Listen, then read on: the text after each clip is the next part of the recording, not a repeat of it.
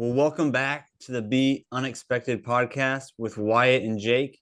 And today we have with us Austin Hatch and just talking a little bit before your hand and sharing a little bit of our story and how it's all connecting and come together. It's just pretty excited to dive into some things that Austin has dealt with and currently is dealing with and how it relates to our Wyatt and I story. So how are we doing today, Austin? Doing great, man. Doing great. Thanks for having me on. Really appreciate it. Yeah, thanks for joining us today. And yeah, I know your story has moved my life and changed Wyatt's life too. And we just want to get a little more information about how you have overcame some adversity, some joy in your life, and just faced it all. So maybe you want to share with us what your story a little bit from a little kid, maybe to write what's going on with you right now. Yeah, so I'm just at a high level. I was born to an incredible family in Fort Wayne, Indiana. I feel like I had the kind of childhood most kids dream of. Amazing mom, amazing dad, amazing siblings, and my mom Julia was an incredible mom and homemaker. And my older sister Lindsay was a great big sister and really passionate about dance. She did ballet very seriously. Was really into that. And my little brother Ian was really I kind of beat up on him a little bit. I was his big brother, Yeah. but he was incredible too. But yeah, and in 2003, September 1st, we were flying home from my grandparents' house. It was their 40th anniversary celebration, and as we were preparing to land, the plane crashed tragically and claimed the life of my mom Julie. She was 38 at the time, but as a high school sweetheart. My sister Lindsay was 11, about to turn 12. A week later, my little brother Ian was only 5. Incomprehensible loss, right? As unfortunately you can relate to. But my dad and I found a way to keep living despite that. I don't think that's ever something you really get through.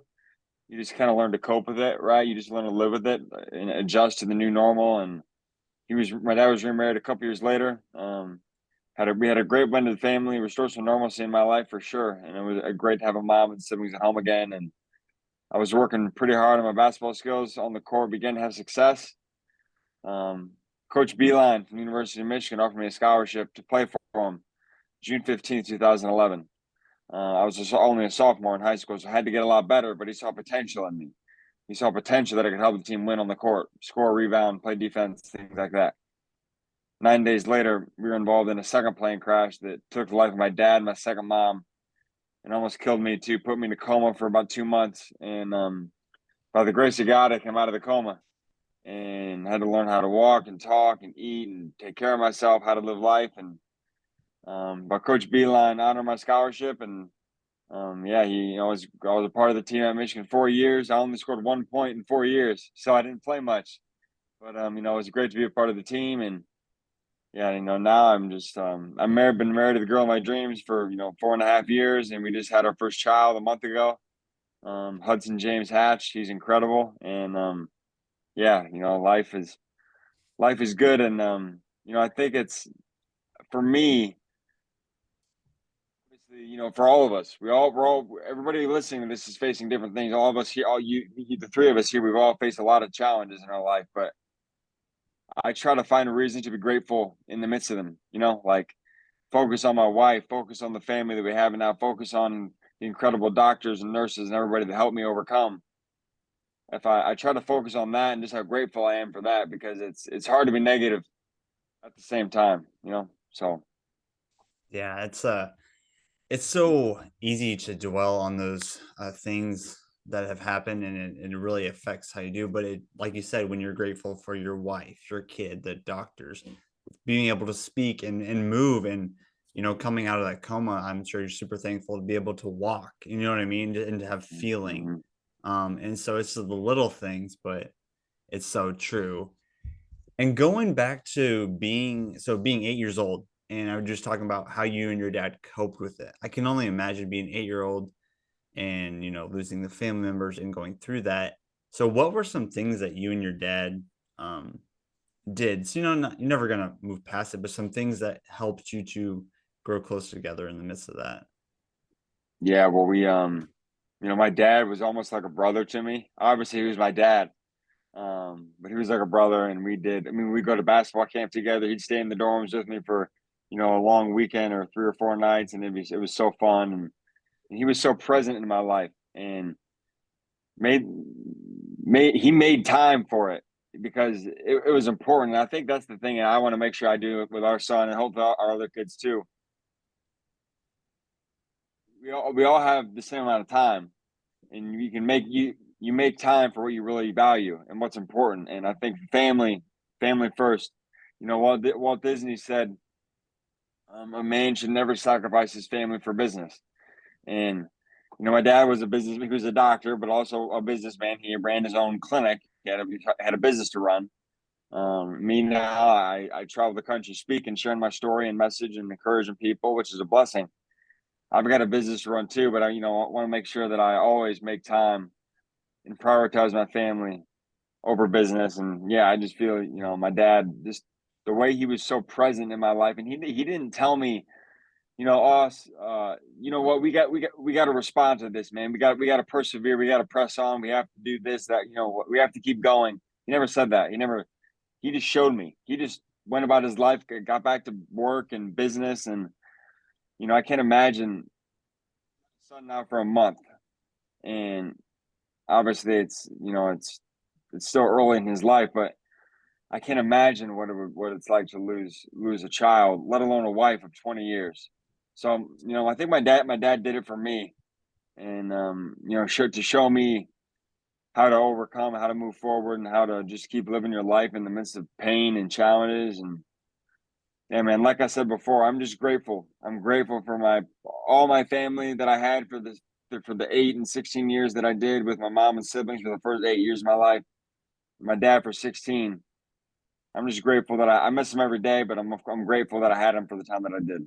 So So when you and your dad, you had each other, but how did basketball, like, because sports isn't everything, but sports can help you like cope through stuff by just going out and playing and just focusing on the game. How did basketball help you um get over not just one but two plane crashes of losing your loved ones? yeah, yeah. Well, I think the first time I was so young, I was only 8 years old, Mhm. and obviously it's a serious loss no matter when it happens. But when you're 8 years old, I almost couldn't really comprehend it. I didn't really. Obviously, I knew what I'd lost, but it was like you're not really emotionally developed enough to the point to really like grieve that much. Mhm. Um, at least for me, I mean, and my dad helped me through it. My dad encouraged me. We talked all the time about my mom and my siblings and about the great life we had and how we're going to see them again someday. After the second one, so I committed to play basketball in Michigan 9 days before the second plane crash, and I had worked my entire life to put myself in position to go to Michigan. That was my lifelong dream. So my dream came true, June 15th, right? And I'd worked my whole life to achieve that, and the mindset, the mentality, the habits that I learned from sports, from practicing basketball all the time, from working hard to be the best I could be, kind of set me up for success on my recovery because it was like I was working as hard as I could every day to be the best basketball player that I could be.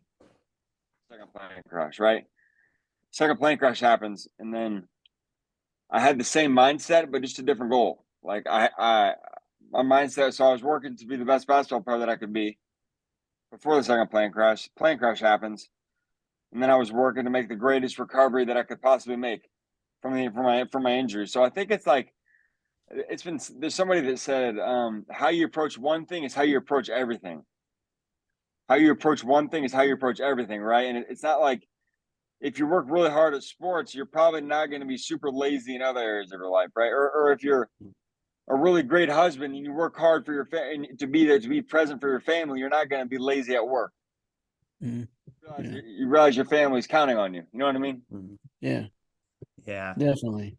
Yeah, I get what you're saying, and I can relate too so coming back from that second plane crash, being in the coma and obviously coming out of that, you just weren't the same athlete physically and mentally, and that was so difficult for me coming out. But how did you kind of cope with that? I mean, you still worked your butt off. You still were able to go to Michigan. Obviously, you didn't get to play and have the career on the court as you wanted. But how did you cope with that? And obviously, you just still worked your butt off. Yeah, well, I think kind of like what I said before, how you approach one thing is how you approach everything. If you work really hard at basketball, and it's kind of like if you're playing sports, if you ever had an injury playing any sports, you sprain an ankle or something, right? Like you work really hard to get back on the court because you want to play, right? And for me, I was kind of working really hard to get back to be able to live my life again. I couldn't really live life on my own. I was like, I mean, I was in a wheelchair. I couldn't walk. I had like, I was in bad shape, but the same mindset just towards a different goal. And I think my biggest thing at Michigan life in general, I just want to contribute to everything I'm a part of. I want to contribute in some way. Before the second plane crash, it was my contribution to my team was scoring 35 points and having 15 rebounds, right? Like that was my contribution to the team. That's how I helped the team win. I scored. I played well, right? I was pretty good at one point.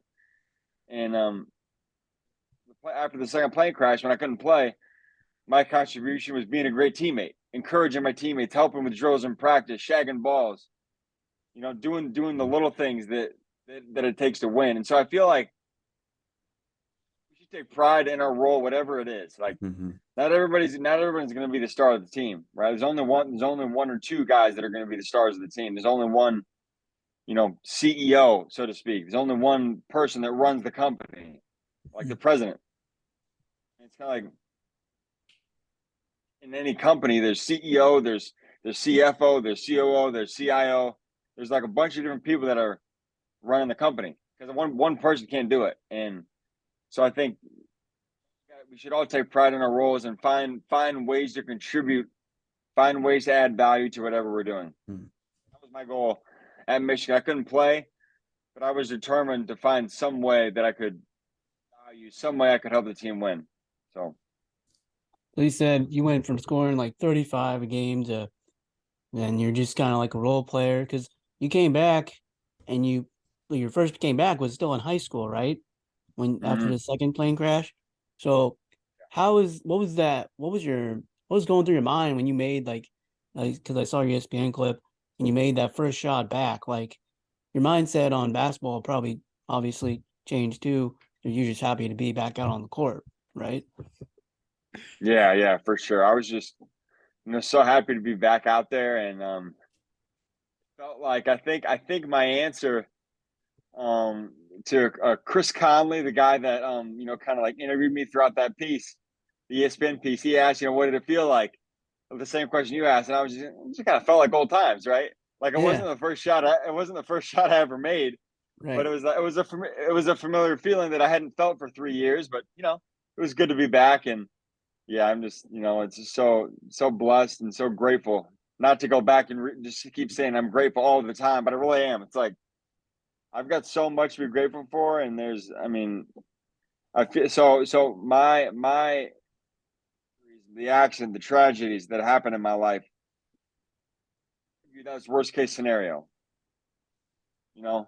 Like losing my family, like losing your family when you're 8 years old, and then again when you're 16.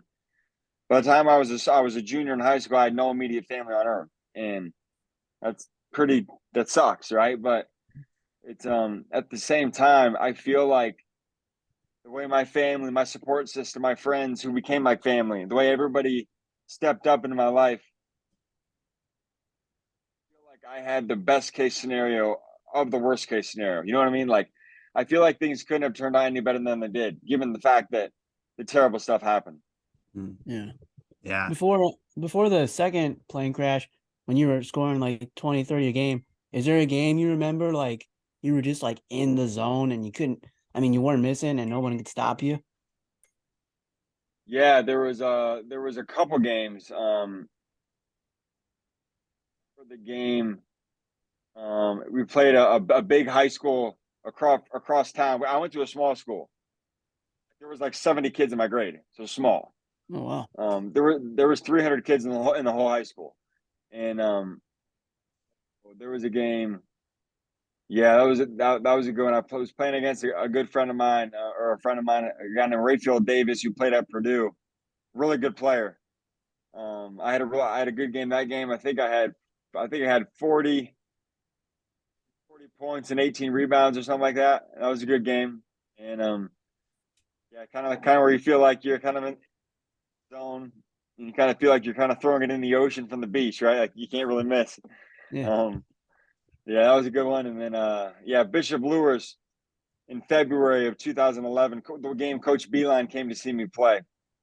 Mm. That was the one time Coach Beeline saw me play in high school, and he saw that game, and then he needed to see, and then fortunately I played well, and he went. Then he offered me a scholarship a couple months later. So pretty cool.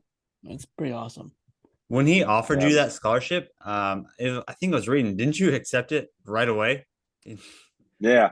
Well, he was basically how the conversation went on the phone. I remember June 15th, about 1:45 in the afternoon. Get a call from Coach Beeline, which is weird to get a call from him during the day because he's busy at work. Like usually we talked on the phone at night. But Coach called at 1:45 and said, "Austin, the coaching staff and I love you as a player. Love the kind of guy you are. We want to offer you a full coach. I'm coming. I'm coming. Yeah, you don't need to finish. You don't need to finish telling me. I see where you're going. Yeah, so it was Yeah. true, a dream come true, and like I said, I worked my whole life to put myself in position to achieve that. And I think that's the big thing for me is like even today, like working to achieve our goals.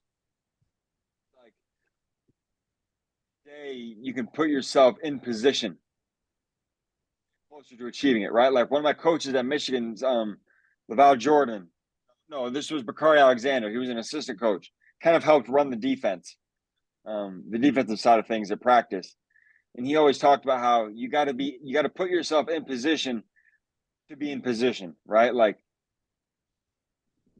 preparing for things. If you're not in the right place at the right time, if you're not where you like in sports or in life, like if you want to get in, you want to get into a good college, studying for your tests.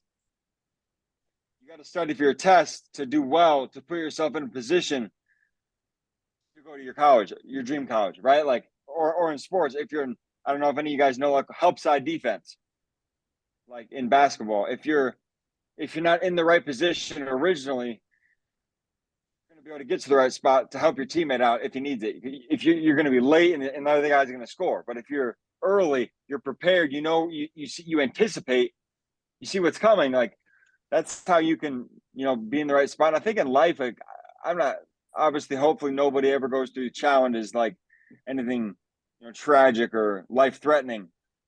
We should anticipate challenges. Mm. Anticipate it, right? Like, and because if you know it's coming, you can kind of prepare for it. Mhm. Like not specifically, like I don't know that on January 28th, 2023, I'm gonna go through this. I know you don't know that, but it's like if you prepare to respond to adversity consistently, just bouncing back and being resilient, I think when the challenges come, you'll just find a way. Yeah, Definitely. I think that's so true. And all three of us have gone through a lot of different things in life. And so, in my perspective, and even in Wyatt's too. So looking forward, if we face this, okay, we know what we've gone through. We've survived plane crashes, car accident, and what we're dealing with. We know we can take this on. We know that God has prepared us for this. Like we're able to handle these situations because of what we've gone through. And like you said, not that we wanted to do that, absolutely not. And so, yeah, I think those were some really, really great points there. Do you maybe want Yeah, to I mean talk it's like about? Oh, sorry. Go ahead. no, Uh, you're good. You're good. Go ahead. I was just going to ask about going to LA. So you moved to LA for your senior year of high school, correct? Yeah, I did. So I well, I missed a year of high school in Indiana. Where I'm Mhm. from, because the second plane crash happened June of 2011, June just after my sophomore year, and then I spent the whole next year in really intense rehab. Mhm. Um, and then so I missed my junior year, and then kind of went back to my school for my to kind of do my junior year. But what would have been my senior, all my friends were seniors. And then when they graduated and went to college, I moved out to California. So in a way,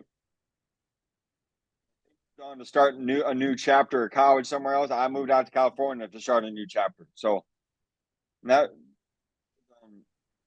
good year to prepare for Michigan, and both mainly academically,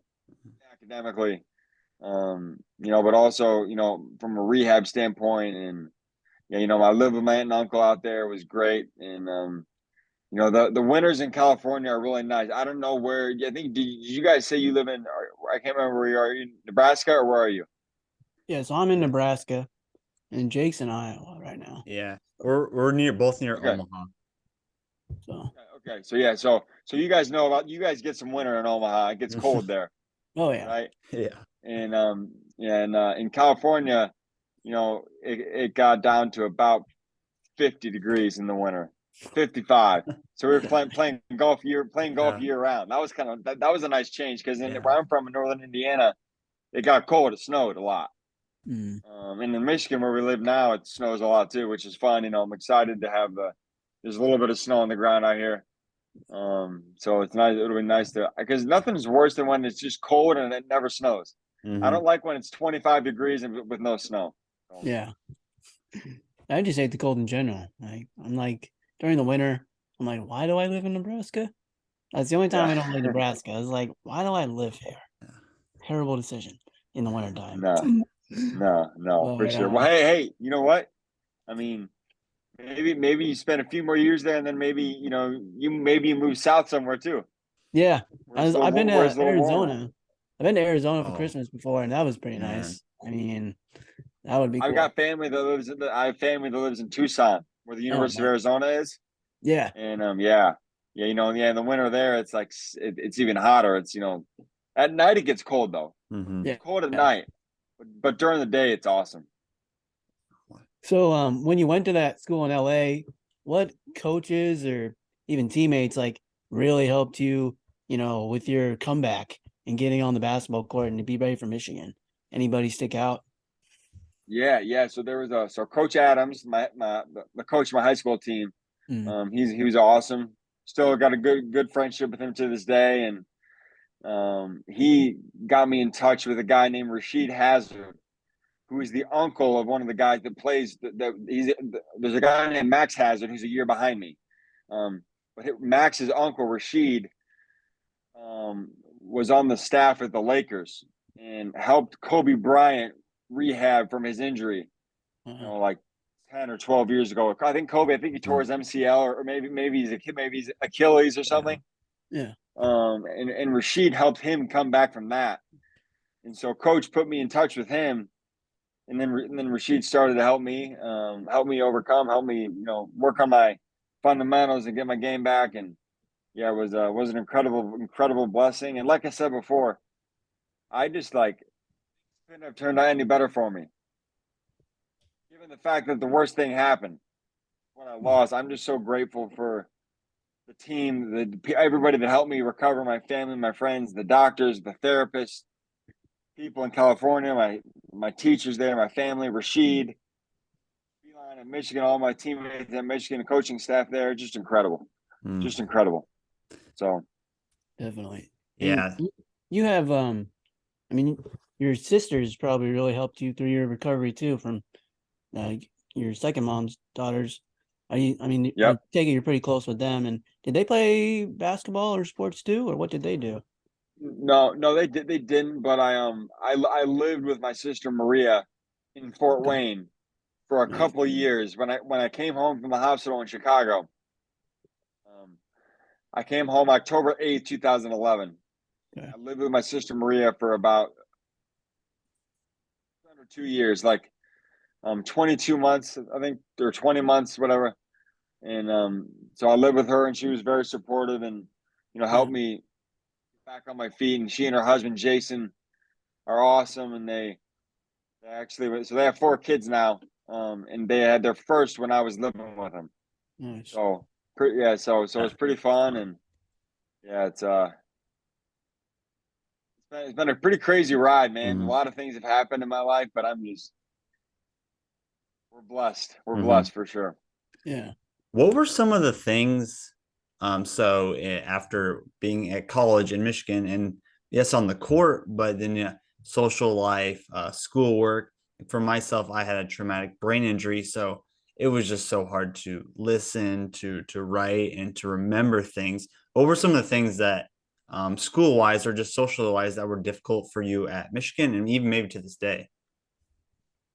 I think at Michigan, it was my memory. Mm, You know, it was the hardest thing. You know, because before the second plane crash, I was a really good student, and you know, my plan was to go to Michigan, play 4 years, go to medical school, be a mm, doctor, and practice with my dad. That was the plan. But obviously things changed, and um, so but the big thing was my memory. I couldn't really remember much. I couldn't. I mean, I did fine. You know, as I was at Michigan, you know, my brain healed while I was at Michigan. mhm, So from freshman year to senior year, there was a difference for sure. Um, but yeah, I mean, that was really the only thing. Um, Cognitively, mhm, was just my memory and like the speed of processing. Like it would take longer for me to like take tests, right? mhm, Because like I got extra time on tests because or like say you had an hour to take a test, the class would get an hour, I would get an hour and a half because I had like a special because I had a brain injury, right? And mhm, so like Mhm. they were very willing to, you know, make adjustments for me and stuff. And all my professors were very willing to, you know, work with me and help me be successful. And mhm, yeah, I'm just grateful. You know, I was admitted to a great program at Michigan. It was a business program, and it was got a great degree and mhm. set me up for success. I worked in the corporate office at Domino's for a couple years before I left to there to start my own thing and travel the country speaking. So Nice. How did that come about? Did you just decide to go into motivational speaking, or did somebody approach you and ask you to do it? yeah, April of 2016 at Michigan, I was a sophomore at Michigan, Hmm. just finishing sophomore year, and there's a charity in my hometown called Aaron's House that asked me to speak. They're like, "Would you share your story? Would you talk about your journey and stuff, and your how you went through the grieving process, and how you overcame it?" And I'm like, "Yeah, I'd love to." Never didn't know that was a thing, and spoke there, did pretty well, I think. And, you know, it was my first time ever speaking. So I that was fine, and just went back to school, got Mhm, and finished my major, graduated with business degree, was planning to work in the corporate office of Domino's, and you know, all was good. But I kept getting asked to speak, kept getting asked to share my testimony and my message and my not so much my story, but more so about how we overcame it. I Hmm. feel like our stories are powerful. They all are. All three of them are powerful, right? But it's like I think the real value for people, organizations. I actually just flew back from Dallas this morning. I spoke at an event last night. My message is about overcoming adversity and perseverance, and right because every company on the planet faces challenges mhm, every day, whether it's competition or the markets are bad or it's a tough sell or whatever it is. Everybody faces challenges every single day. So my thing is like I just try to share a little bit about my journey in the hopes that it'll help other people in the audience overcome their challenges too, and maybe just get them thinking a little bit differently about the challenges in adversity. Because it's like a lot of people, I think we're all kind of proof of this, that like I think a lot more people in the world look at challenges as like that's a roadblock. Okay, challenge, dead end. I can't go any further. Can't move past it. But us, we see a challenge as just like a speed bump. Okay, mhm, you got to adjust. You got to adapt a little bit. Work around it. mhm. We'll find a way to overcome it. So Yeah. Yeah, definitely. Yeah, I think like it's not like what what you had to go through. It's like how you got through it and how you persevered. I think that's like a great thing to learn, Mhm, especially like adversity. I mean, that's the best thing about adversity is you learn a lot about yourself, like if what you can really accomplish. So absolutely. Yeah, I think there's a quote that I once heard from a guy who was he was born with a like a pretty limiting handicap of some kind. I don't know exactly what it was. Maybe he didn't have use of his legs or whatever. But he said, "You learn to use it right." In the adversity, if you learn to use it right, it can buy you a ticket to a place you couldn't have gone any other way.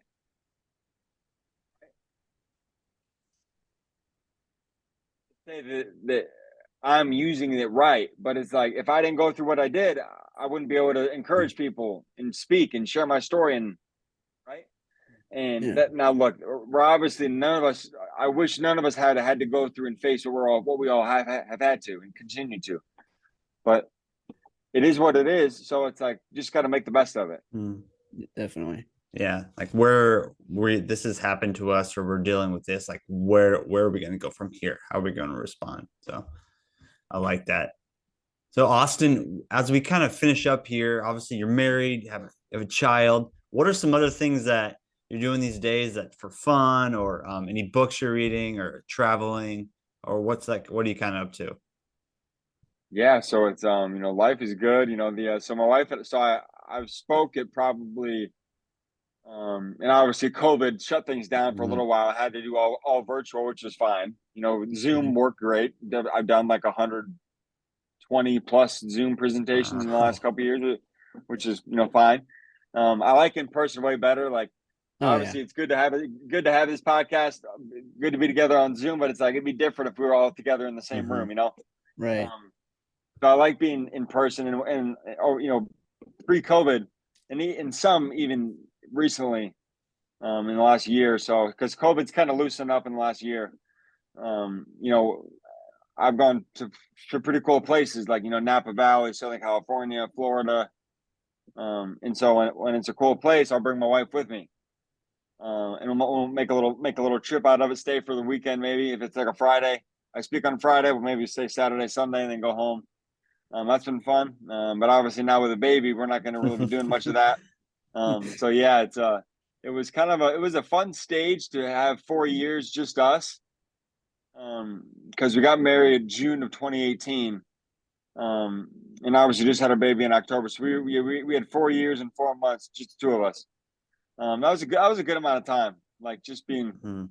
um, traveling, having fun, and our families. We like to go to northern Michigan in the summertime. Obviously, in Michigan right now, it's cold, and the winter's long in Michigan. I don't know how long it is in Omaha, but yeah, or Nebraska or Iowa. But I mean, it's cold in Michigan from like November to April. Yeah, it's about Mhm. Nebraska. Yeah, we're Yeah, right on, so we're all on the same page.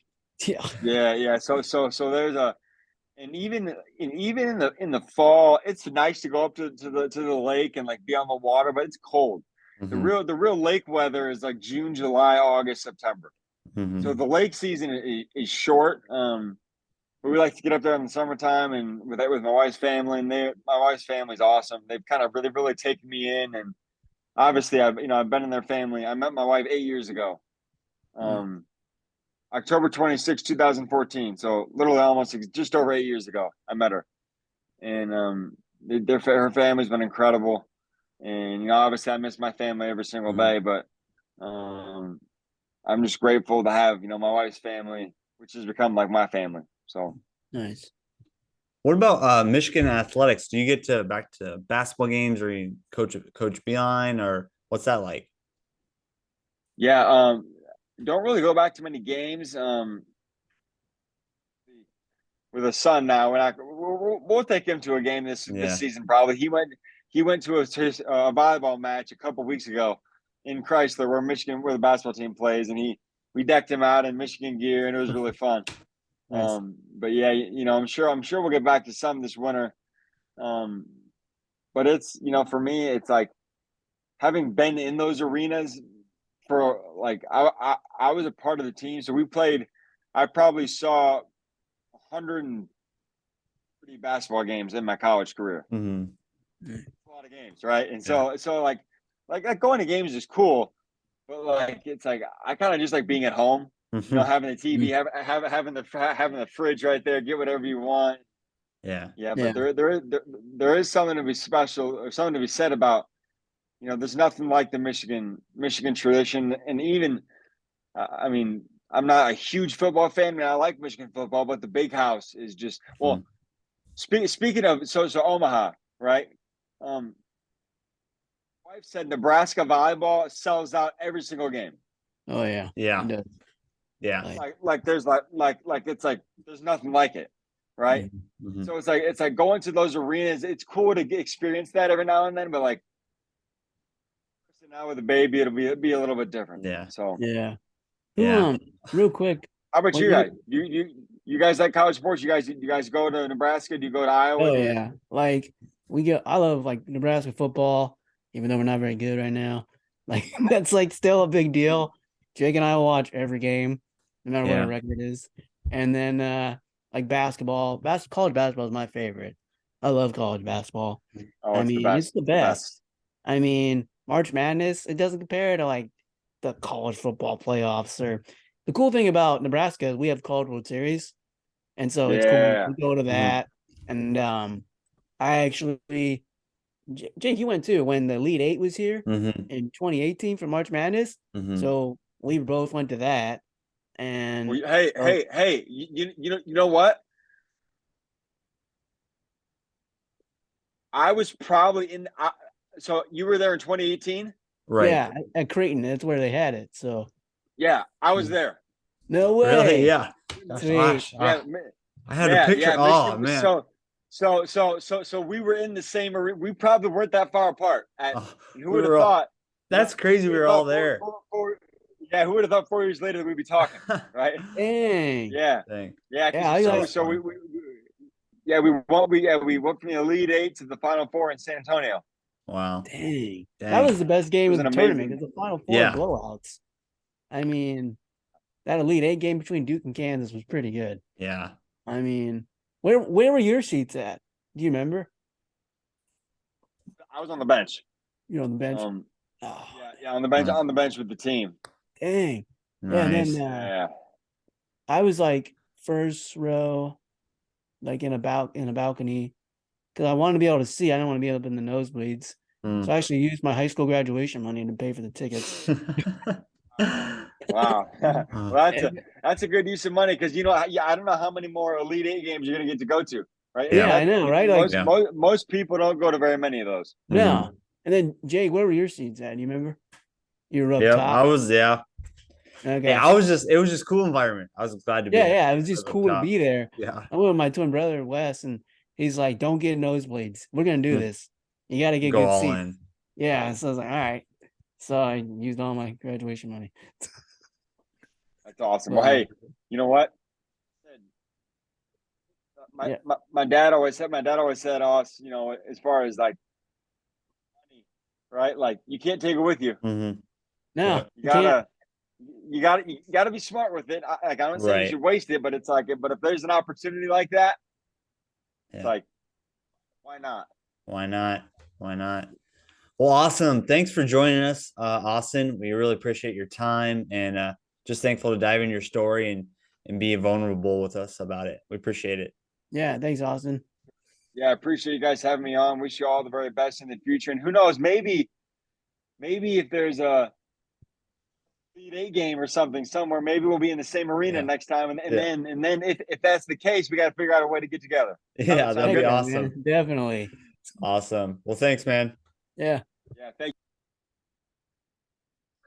Well, dang, what a great conversation with Austin Hatch and just his perspective on life and how he's dealt with things, 2 plane crashes, dealing with all through his coma, his brain injury, and all the other things that come with it. It's just pretty remarkable. And it's also pretty remarkable of how the family came together. So his stepmom's children, his sisters, they still have a deep, close relationship with each other in the midst of adversity. And I think it's cool that they didn't just break off and do their own thing. They came together and there's one and walking through this together in community. Yeah, definitely. I mean, he lived with one for 2 years, almost 2 years, he said. So that was, that was pretty big. she had to step up for him, and they came together. And like you said, I thought it was cool how he's been through these 2 plane crashes, and he still has a positive outlook on life. Like you said towards kind of the end, like kind of like prepare for adversity. Like you don't want to go through adversity, but it's going to happen in life. And hopefully, it's not as big as what he had to go through with like 2 plane crashes, but he fought through it, and look at him now. He's a motivational speaker. He has a kid. He's got a great wife and his family and her family now. And he could have, I don't know, but he probably could have gone like a different way too, especially going after the second one and just gave up. But he had that dream of playing at Michigan. And even though he, like you said, he didn't play much, I bet it was cool. Like, how many people get to say they were on a D1 basketball team and they actually scored a point in a game? Like, Yeah. that's pretty cool. And I don't know, he's a real cool guy to just talk about overcoming things, and really admire him for what he's accomplished. So Yeah, it was really cool. He really talked about how, like we said, what he didn't play hardly at all, but he still had a role in the team. And I might guess he was the like motivational guy in the team, always kind of leading. He was a leader on the team, so he leaned into his role and stepped up in his role. You know what I mean?